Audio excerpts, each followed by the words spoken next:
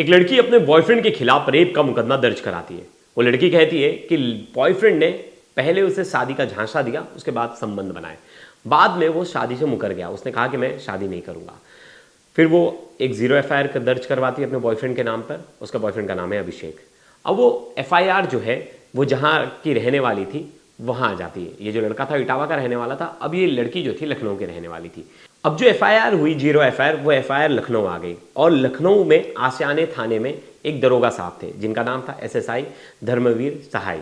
तो ये जो इंस्पेक्टर है, इनके पास जो है इस लड़की की जांच आती है, जो इसने कंप्लेंट फाइल की है अपने बॉयफ्रेंड के खिलाफ, उसकी जांच इनके पास होती है। अब ये जांच करते करते लड़की का आरोप है कि ये जो दरोगा साहब है, इन्होंने लड़की से सेक्सुअल फेवर मांगे। यानी लड़की से कहा कि अब तुम्हारा केस ना पुराना हो गया है, अब पुराने केस को फिर से जिंदा रखने के लिए हमें फिर से संबंध बनाना पड़ेगा, तभी हम कोर्ट में प्रूफ कर पाएंगे या मेडिकल में प्रूफ कर पाएंगे कि तुम्हारा रेप हुआ है। लड़की ने कहा कि पहले तो उसने मना किया, लेकिन बाद में वो मान गई और उन्होंने जो SSI धर्मवीर सहाय है उनके साथ संबंध बनाए, कई बार संबंध बनाए। फिर अब ये शुरुआत यहाँ से हुई थी, लेकिन अब थोड़े दिन बाद जाकर ये दोनों रिलेशनशिप में आ गए। लड़की का ऐसा आरोप है कि जो दरोगा है उसने मुझे वादा किया कि मैं तुमसे शादी करूँगा, तुम्हें पत्नी जैसा रखूँगा, तुम्हें पूरा आदर सम्मान दिलाऊंगा, और फिर ये दोनों रिलेशन में आ गए। दोनों घंटे घंटे बात करते थे, दोनों कई कई दिन तक साथ रहते थे। ऐसे तमाम आरोप जो है महिला ने लगाए। अब महिला का आरोप था पिछले कुछ दिनों में जब ये धर्मवीर के पास पहुंची तो धर्मवीर सहाय जो है वो मारपीट करने लगे। जब उन्हें पता चला कि उनकी पत्नी है उस दरोगा की, तब वो मुझसे लड़ाई करने लगे, वो मुझसे पीछा छुड़ाने लगे और उन्होंने जो शादी का वादा किया था वो सब झूठा था और मुझे उन्होंने झूठे अपने जाल में फंसाया।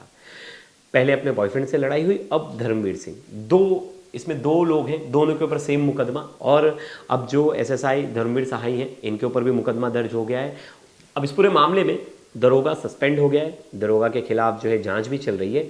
और ऐसे में लड़की का बयान भी सामने आया। लड़की ने खुद मीडिया से बातचीत की और क्या कुछ बताया, एक बार वो सुनते हैं। मेरी फर्स्ट FIR जो थी वो बस्ती की थी, जहाँ पे 0 FIR लिखी गई थी, क्योंकि जो आरोपी थे वो बस्ती के ही रहने वाले थे, तो मुझे लगा बस्ती लिखाई जाती है। तो वहाँ से ट्रांसफ़र यहाँ पे आशियाना आई। आशियाना जब आई तो इन्होंने जो है ना ये केस धर्मवीर साई के पास आया, SSI धर्मवीर साई जो कि आशियाना में पोस्टेड हैं, इनके पास केस आया। इनके पास जब केस आया तो उन्होंने कहा इसकी विवेचना हम ही कर रहे हैं, सारी चीज़ें हम देख रहे हैं। देखते देखते इन्होंने कहा कि केस काफ़ी पुराना हो चुका है, तो इसके लिए हमें शारीरिक संबंध बनाना पड़ेगा। तो इन्होंने कहा शारीरिक संबंध तो हम तुमसे बना रहे हैं, बट हम समाज में हर जगह तुम्हें एक्सेप्ट करेंगे एज ए वाइफ के रूप में और शादी भी करेंगे तुमसे। ये सारी चीज़ें समझाना देते हुए अभी तक रिलेशन ही चला रहे थे ये, और बातचीत भी फ़ोन के थ्रू होती रहती थी, मिलते भी थे, फ़ोन के थ्रू होती थी। ये पूरे दिन हमारे साथ रहते थे एटलीस्ट। बाकी यही सारी चीज़ें थी। और जो इन्होंने जो है ना, फिर उसके बाद अभी मुझे थोड़े समय पहले पता चला कि इनकी वाइफ भी हैं। ये चीज़ मुझे पता नहीं थी। जब मुझे ये पता चला इनकी वाइफ है तो हमने इनसे सवाल जवाब करना शुरू किया। जब सवाल जवाब करना शुरू किया तो उसके थ्रू इन्होंने गाली गलौज करना, मारपीट करना, मतलब ये सब करना शुरू कर दिया। तो अभी इतना ज़्यादा नहीं मारे हैं थे, बट अभी 30 तारीख को मैं मम्मी की दवाई लेने गई हूँ तो इन्होंने धोखे से मुझे बुलाया। मैंने ही किया था कि कहाँ हो, तो इन्होंने बोला कि इनके दोस्त आए थे, इन्होंने कहा सर की तबीयत खराब है, फ़ोन कर लो एक बारी। तो मैंने फ़ोन किया तो फ़ोन उठाया तो कह रहे हैं आप आशियाना थाने के पास आ जाओ, मैं मिल रहा हूँ वहाँ पे। तो मैंने कहा चलो ठीक है, मैं हॉस्पिटल लेके चलती हूँ अगर ऐसी कोई प्रॉब्लम है। तो इसके लिए वहाँ पे मिलने के बाद इन्होंने जो है ना, फिर वही मैंने सवाल किया। जब आप कुछ बोल रहे हो तो मैंने जवाब सवाल करूँगी ना कि आपने मेरे साथ जो है ना यूज़ किया, मेरा इस्तेमाल इतने दिन से कर रहे हो, शादी भी नहीं कर रहे हो, शादी क्यों नहीं कर रहे हो, करो। तो इस चीज़ के लिए मैंने बोला तो कहने लगे कि जो है ना मैं शादी तो नहीं कर पाऊँगा, ऐसा कुछ बोले। उसके बाद जो है ना मारपीट करने लगे, बहुत ज़्यादा मारा मुझे, जो कि मेरा चेहरा पूरा स्याह से पड़ गया था, हाथ और छप गए थे चेहरे पे, अभी भी निशान है चेहरे पे। हर हाथ भी जो है ना दर्द हो रहा है हाथ में, और मैं सो भी नहीं पा रही हूँ, इतना दर्द हो रहा है, इतना मारा है। कहाँ शिकायत की है? मैंने इसके लिए ACP सर के यहाँ शिकायत की है और DCP सर के यहाँ की थी। ACP सर को कल फ़ोन किया था, उन्होंने आज मिलने को बोला था, बट मैं DCP सर के यहाँ एप्लीकेशन दे के आई थी, उन्होंने फॉरवर्ड की ACP सर के यहाँ। ACP सर के यहाँ की है तो ACP सर के यहाँ आज मिल के आई हूँ। उन्होंने संतावना दी है कि ऐसा कुछ होगा, बट ये लगातार मुझे जान से मारने की धमकी दे रहे हैं। मेरी फैमिली को और मुझे भी इनसे खतरा है एटलीस्ट। तो मैं चाहती हूँ कि ये एक SSI है, हम एक मामूली से इंसान हैं, तो कुछ हमें सपोर्ट मिले। तो ये जो छात्रा है, बीएड की छात्रा है और 21 फरवरी को छात्रा ने आशियाना थाने में जो है अपनी 0 एफआईआर की जो कंप्लेंट थी वो यहाँ फॉरवर्ड हुई इटावा से। जब ये पढ़ाई कर रही थी बीएड की, तब उनकी मुलाकात एक लड़के से होती है जिसका नाम था अभिषेक सिंह। अब ये स्टार्ट में प्यार मोहब्बत गर्लफ्रेंड बॉयफ्रेंड वाला सीन था और अभी जो लड़की है उसका आरोप था कि अभिषेक ने उससे शादी का वादा किया था कि मैं तुमसे शादी करूंगा, और शादी का वादा करके उसके साथ संबंध बनाए। अब ऐसे में उस टाइम पे तो कंसेंट ही था, मतलब बॉयफ्रेंड है तो कंसेंट था, और कंसेंट में दोनों ने फिजिकल रिलेशन बनाया। लेकिन लड़की ने कहा कि जो उसने वादा किया था उस बिना पर मैं उसके साथ चली गई, जो कि वादा था शादी का। अभी कई दिनों तक रिलेशनशिप चला, लेकिन बाद में अभिषेक जो था वो शादी से मुकरने लगा और उसने शादी के लिए मना कर दिया। अब ऐसे में लड़की को कोई चारा नहीं दिखा तो लड़की पुलिस के पास पहुंच गई और उसने एक 0 एफआईआर दर्ज करवाई। 0 एफआईआर में उसने आरोप लगाया कि अभिषेक सिंह ने उसका यौन उत्पीड़न किया, उसका रेप किया है, शादी का झूठा झांसा देके, और हमारे जो बीएनएस में धारा है शादी का झूठा झांसा देकर जो है उसमें रेप की कैटेगरी में ही उसे रखा गया है। तो उसने मुकदमा दर्ज करवाया और मुकदमा दर्ज कराने के बाद जो 0 एफआईआर आप कहीं भी करवा सकते हो ऑल ओवर इंडिया में कहीं भी, फिर वो मुकदमा जो है आप जहाँ हो जिस स्थान पे आप रह रहे हो वहाँ आपको एफआईआर जो है फॉरवर्ड हो जाएगा।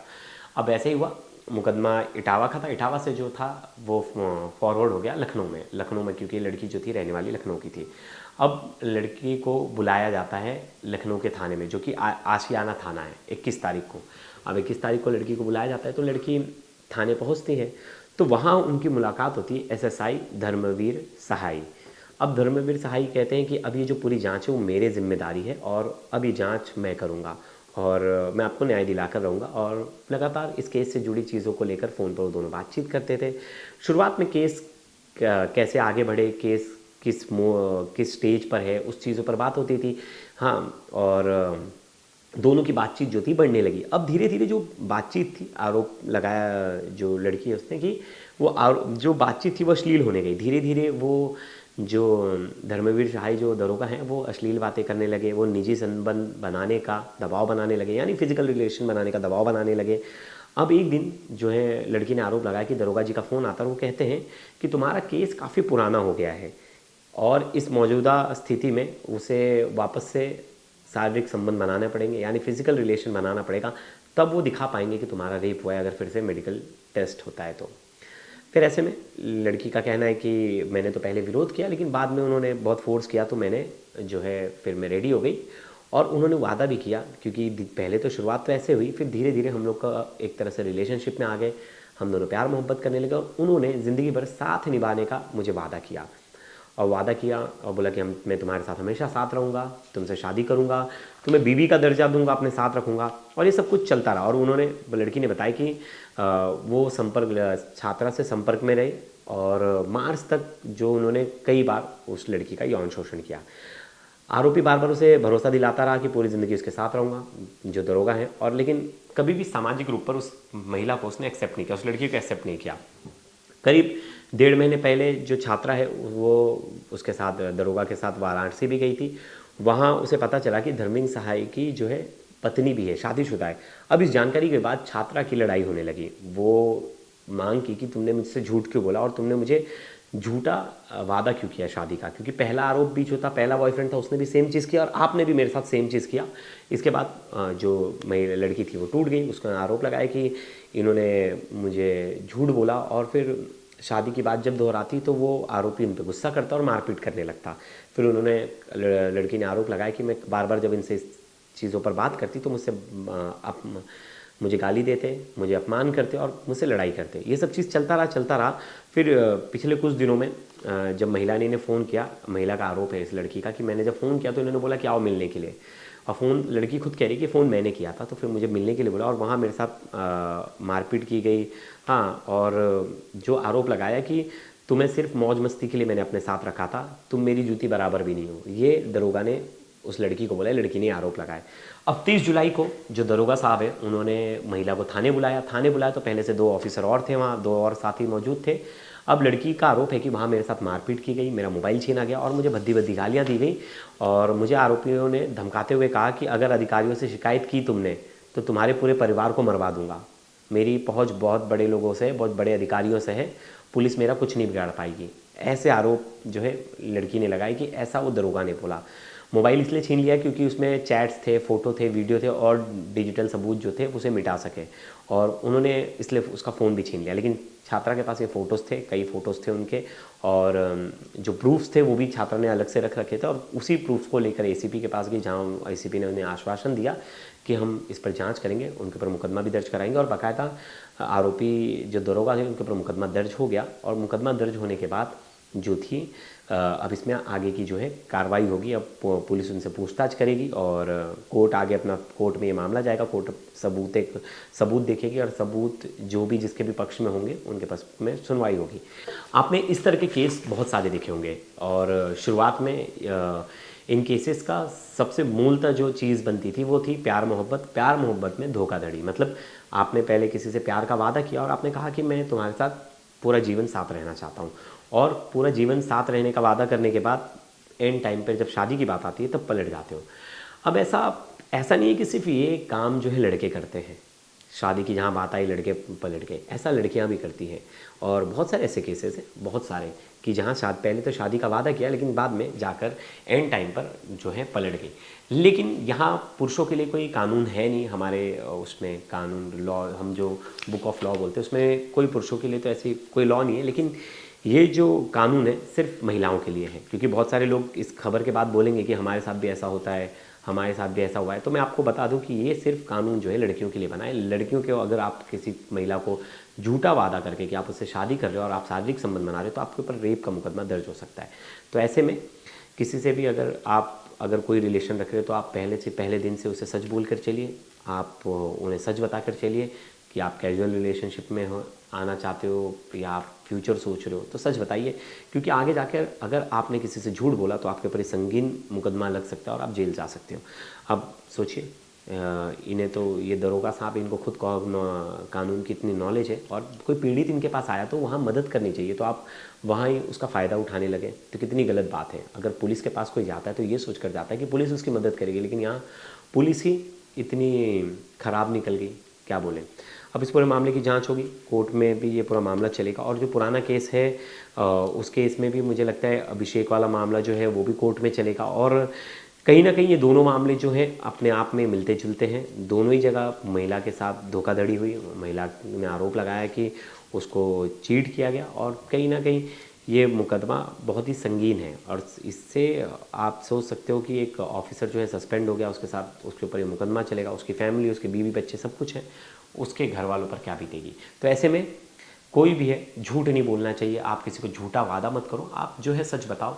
और अगर लगता है आपके साथ उसका कोई फ्यूचर है और आप सच बोलकर उसके साथ आगे बढ़ सकते हो तभी बढ़ो, नहीं तो किसी से झूठ मत बोलो। आप देख सकते हो एक झूठ बोलना कितनी बड़ी मुसीबत में आपको डाल सकता है। और यहाँ यही हुआ कि दरोगा ने भी झूठ बोला, उस अभिषेक ने भी झूठ बोला, और आज दोनों के ऊपर मुकदमा दर्ज है, दोनों जेल जाएंगे। और कह सकते हैं कि समाज में कई ऐसे लोग हैं जो अपना फ़ायदा के लिए बहुत इजीली झूठ बोल देते हैं, तो उनमें से ये एक कहीं ना कहीं अब ये नज़र आ रहे हैं। लेकिन अब इसमें आखिरी फैसला है जो कोर्ट करेगी, कोर्ट में सबूत देना पड़ेगा। अभी तो ये दोनों आरोपी हैं, और आज आपने बृजभूषण का केस देखा, शुरुआत में उन्हें बहुत बड़े बड़े आरोप लगा दिया, लोगों ने उन्हें क्या कुछ नहीं कह दिया, लेकिन आज वो बरी हो गए। तो ऐसे में कोर्ट के निष्कर्ष के लिए रुकना चाहिए और शुरुआत में अपने जजमेंट नहीं पास करने चाहिए। जो भी पूरा मामला है कोर्ट में चलेगा, कोर्ट में चलने के बाद जिसके भी पक्ष में फैसला आएगा उसके बाद ही तय हो पाएगा कि कौन सच बोल रहा है, कौन झूठ बोल रहा है। दोस्तों, ऐसी तमाम क्राइम की खबरों के लिए क्राइम तक को सब्सक्राइब कीजिए, और अगली वीडियो जो मैं बनाऊंगा वो एक मर्डर मिस्ट्री है, वो भी आप ज़रूर देखिएगा, और कमेंट्स कीजिएगा। मैं आपके जो कमेंट्स हैं मैं अगली वीडियोज़ में लूँगा और उन पर बातचीत भी करूँगा। तब तक के लिए धन्यवाद।